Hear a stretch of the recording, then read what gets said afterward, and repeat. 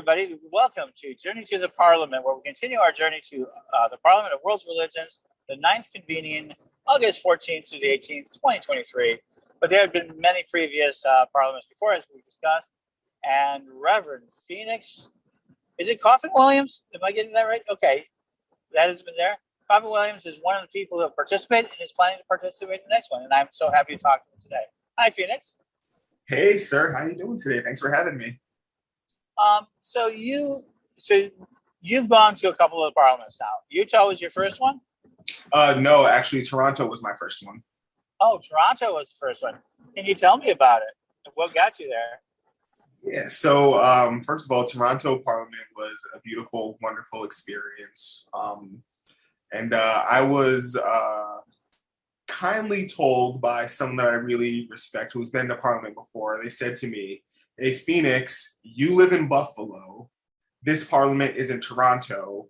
There really is no excuse for you not to go." And so I was like, you're probably right. And it would be really good to see everyone again, in between lustrations. So it didn't really take me much convincing. It was, basically very local. I hang out in Toronto whenever I get a chance. And, going to the Parliament of World's Religions, at that time, I thought was going to be a once in a lifetime kind of opportunity. But surprise, surprise, here it comes again, and I will be going again. The Parliament for you. What was a memory that you carry? So I really remember, I met Patrick McCallum there. That was a great memory. He's a peacemaker, very influential, in the world. But I remember the exhibits that they had, discussing the various world religions that were present. I remember that there wasn't really anything too impressive or informative about the presence of pagans or Wiccans or Correllians there, which I did find a little bit disappointing. But I remember as far as like the energy that was there was really an energy of reconciliation, an energy that was, good-natured, that was healing and meant to be, influential in a lot of very positive and necessary ways. The encouragement of, collaboration between religious organizations, the problem-solving kind of energy that was presented by the various faiths that were represented there. And then the respect to the indigenous populations that, had their lands usurped by, the political powers that were there in Toronto at the time. I think highlighting that was also very important, and it actually meant a lot to me. It meant a lot, I think, to a lot of people. And I think that's very important too. Now you're, in the sense of as a professional and as a leader. In this one, they're taking on a much more defending freedom and human rights. What does that mean to you? So defending freedom and human rights is an ongoing kind of thing that needs to happen, unfortunately.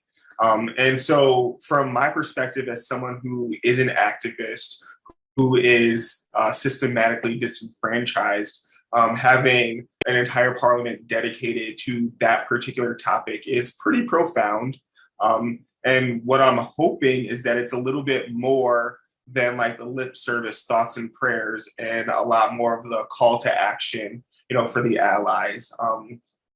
So the people who are privileged, the people who do represent the majority of the ruling class in our world or in our societies, how can they actually utilize that power to increase the equity of people who are not necessarily at the receiving end of these privileges? The work you're doing now is working a lot into that space too. So I know you're going for your PhD, you're going for really a lot of work into the community. So any last thoughts you have, of what you're personally hoping for this next journey into the parliament? And I know it's a ways off for some people, but they'll be here faster than they think. Yeah.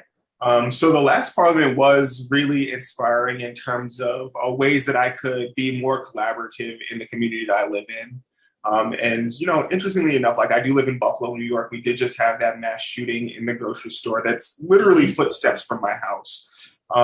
So I'm looking to take away ways that I could continue to motivate community members here in Buffalo to address that issue, as well as kind of maintaining a sense of presence even beyond or before or outside of when tragedy strikes. How can, you know, faith leaders and people who claim to be activists and people who claim to be do-gooders, how can we continue to do the good, continue to be active, even if there isn't a shooter, even if there isn't a problem, even if there isn't, you know, a need that's expressed so dramatically? How can we just automatically meet needs? How do we automatically just mobilize?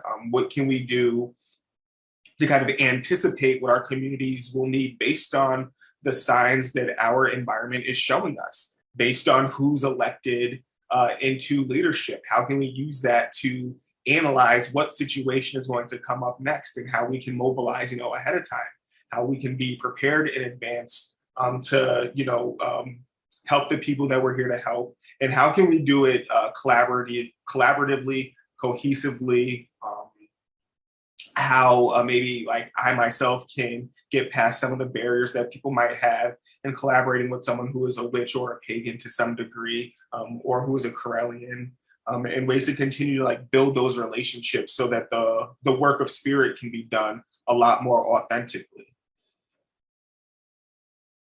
I think that's terrific and everything else. If people want to contact you, because I know that you have a whole set of workings beyond just the activist aspects of what you do, how would they get a hold of you?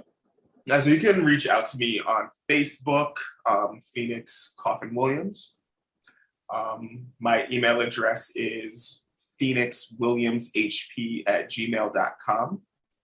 And then you can also check out my website, bluedoorevents.weebly.com, and you can get a better understanding of how I use magic and mental health and therapy to help heal, help empower, and help motivate individuals, groups, and communities.